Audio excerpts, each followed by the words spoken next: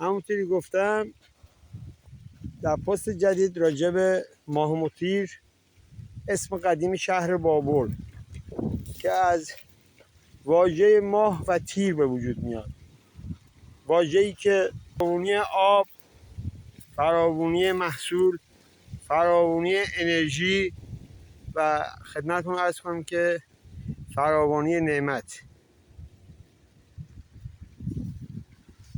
من در کنار تالاب سیاهکلاه محله هستم، تالابی که از این آب انواع اقسام بهره‌وری میشه: پرورش ماهی، کشت برنج، کشت انواع سویاجات و آبیاری درختان. ماه مطیر یعنی ماه تیر، ماهی که فراوانی آب.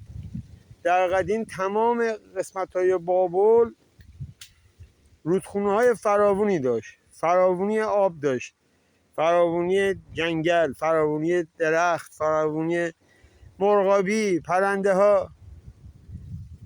یکی از دلایل کم آبی کفران نعمت است.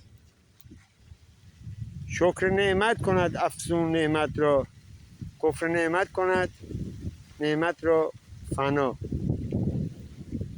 خدمتتون عرض کنم که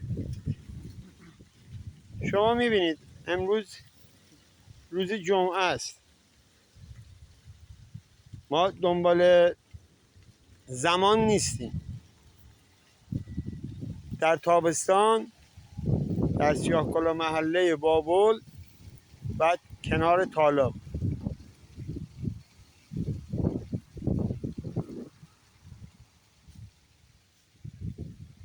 در زمان کوروش کبیر به بابل میگفتن ماه تیر. بعدها ارتقا پیدا کرد به ماه مطیر و بعد از آن شد بارفروش. چون انقدر نعمت فراوون بود، مردم باراشون اینجا عرضه میکردن، از شهرهای دیگه، از محله های دیگه میومدن میخریدن. به خاطر همین بهش میگفتن بارفروش. بعدها واژه بابل براش انتخاب شد به خاطر رودخونه بابل که بعدها به او گفتن چی؟ شهر بابل.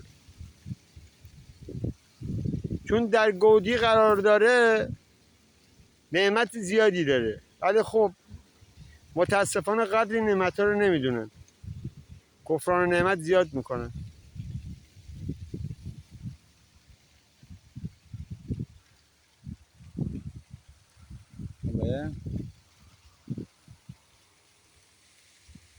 بدرود دوستان عزیز. خدا نگهدار.